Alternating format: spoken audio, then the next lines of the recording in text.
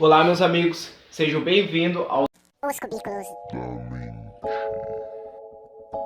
Meu nome é Wesley Rodrigues e eu estou aqui novamente. Amigos, hoje eu quero apresentar para vocês um livro, tá bom? É o Filosofia da Ciência, uma introdução ao jogo e suas regras, de Rubem Alves. De início eu recomendo já, ele é um livro muito bom. Eu vou falar um pouco sobre o autor e depois eu vou falar sobre a obra. Rubem Alves, ele nasceu em 1933 e ele é um teólogo, ele foi um teólogo, um educador também e escritor, obviamente. Ele nasceu, né, na cidade de Boa Esperança, em Minas Gerais, no ano de 1933. Ele deu muitas aulas na Unicamp, ou seja, na Universidade de Campinas, devido às suas ideologias. Teve um tempo que ele teve um conflito com a doutrina que ele seguia. Então, sobre agora, vamos entrar nessa obra, né, nesse livro. De início, eu já gostei, porque ele vem trazendo, né, um pouco uma metodologia parecida com o xadrez. De início, ele já nos questiona sobre o que é um cientista, né? Qual é a imagem que vem na tua cabeça quando se fala de cientista? E ele já vem com o murro na cara de quem é cientista e se acha superior, né, às demais pessoas do senso comum.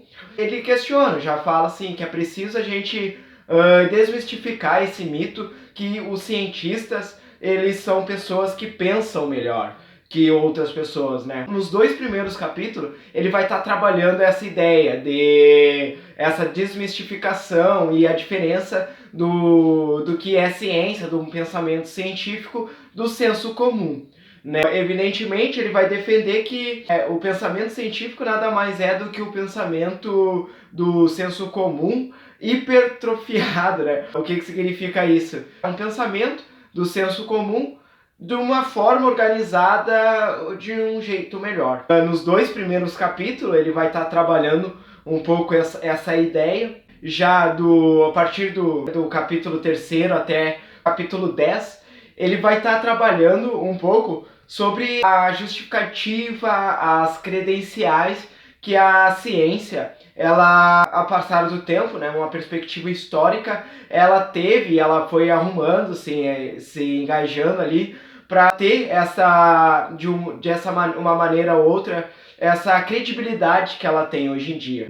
Com isso, ele vai criticar também algumas formas que a ciência ela caminha, que ela dá uma credibilidade muito grande, né? Até mesmo ela se prende um pouco a algumas crenças. Tem uma carta que ele comenta de Freud para Einstein, tá bom? Que é: não será verdade que cada ciência, no fim, se reduz a certo tipo de mitologia?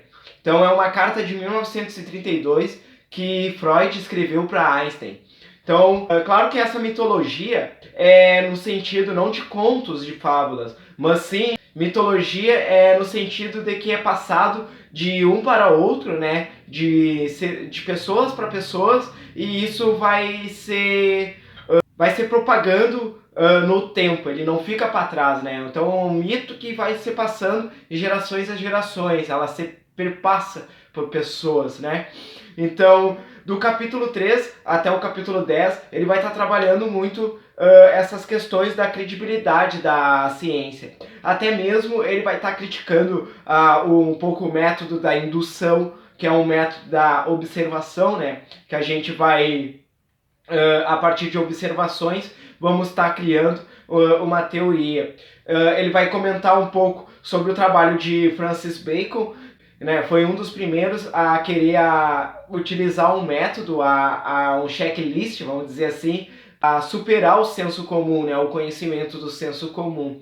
Ele vai estar nos dizendo um pouco sobre a verificação, um pouco, ele vai voltar, né, criticar também um pouco da falsificabilidade da ciência, da teoria. Então, muito que esses são conhecimentos que a ciência, a metodologia que a ciência utiliza, mas eles também são falhos de algum ponto. Vamos dizer, a metodologia da indução, se eu só vejo gansos brancos, e aí esse ganso né? Daqui a pouco eu vejo 1, 2, 3 gansos brancos e só vejo gansos brancos, então eu vou criar uma teoria que só existe gansos brancos.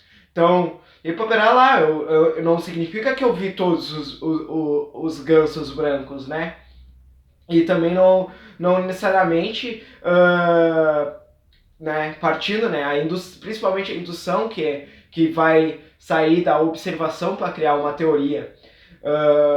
Não significa que só porque eu estou na Terra e a minha observação aqui ela vai ser correta em todos os observadores. Ele trabalhou bem isso do capítulo 3 até o capítulo 10, mais ou menos. E na finalização, perto da finalização, ele vai um pouco comparar o pensamento de Popper e do Thomas Kuhn. E comparar, né, essas suas crenças de como que a ciência evolui, qual é o pensamento da ciência.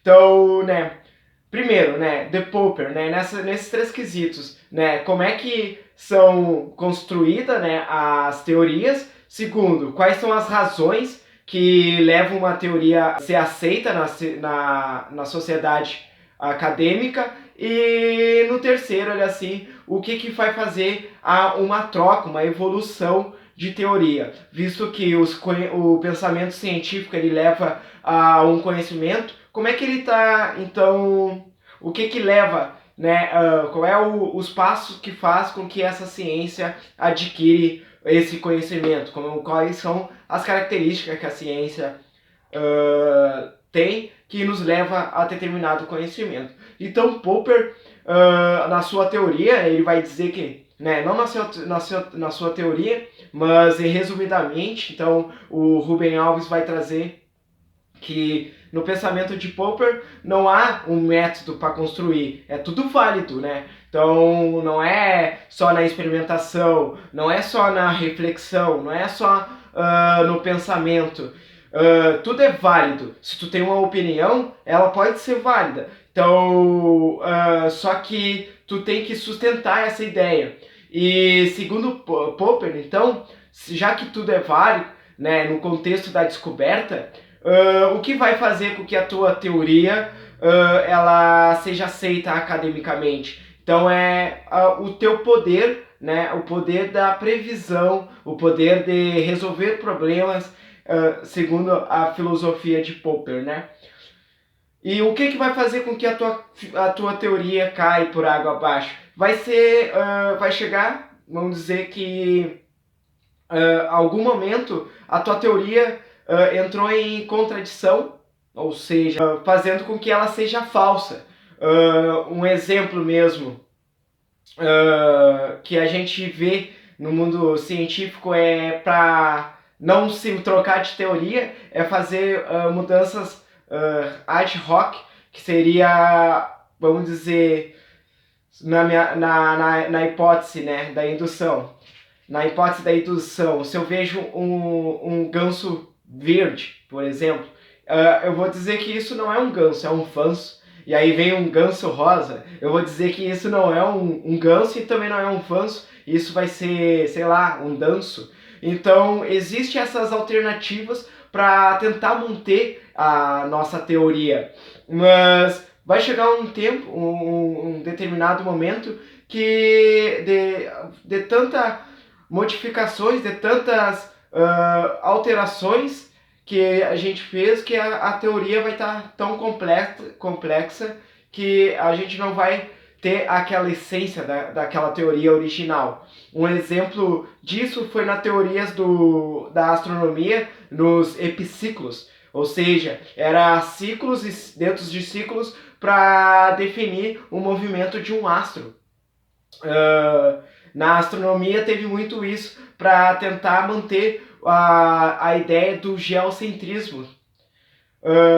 Então, né, para Popper, né, quase finalizando, para Popper, ele traz essa ideia, né, que para Popper não tinha, né, uma teoria exatamente o método que um cientista vai seguir para estar fazendo a construção do conhecimento científico, mas para ele se manter na linha teórica ele precisa necessariamente da previsão e resolver problema, e só seria trocado de teoria quando essa teoria já não desse conta de certas anomalias dentro dela. E aí ele vai comparar com pensamentos de Thomas Kuhn, que então no primeiro momento ele vai concordar com Popper, ou onde não vai existir necessariamente o método que o cientista vai seguir, mas sim uma ideia, né? Aí Kuhn ele vai trazer a ideia de paradigmas, que é uma ciência historicamente orientada. O que seria isso?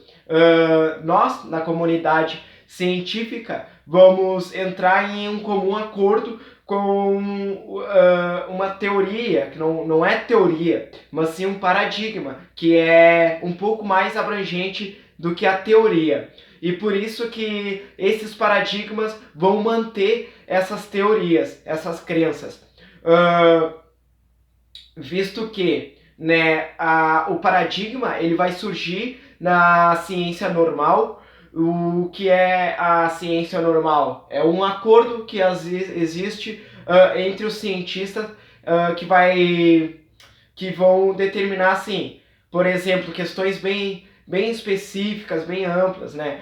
Com um exemplo quais são as leis que regem o universo, né? Ou quais são os elementos que são previstos na tabela periódica ali, esses elementos, quais são os elementos que constituem o nosso universo.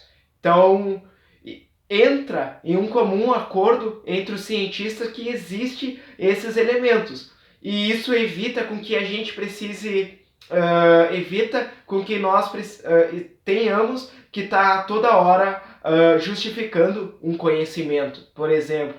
E no terceiro passo, quanto que a gente vai trocar de paradigma? Primeiro, se faz de tudo para manter esse paradigma. Ou seja, nós entramos nas teorias, ali num paradigma, fazemos o nosso experimento para corroborar com o nosso paradigma, com o nosso conhecimento já prévio. Ou seja, a gente já parte de um pressuposto do que deveremos ver e analisar, ver e analisar na nossa teoria.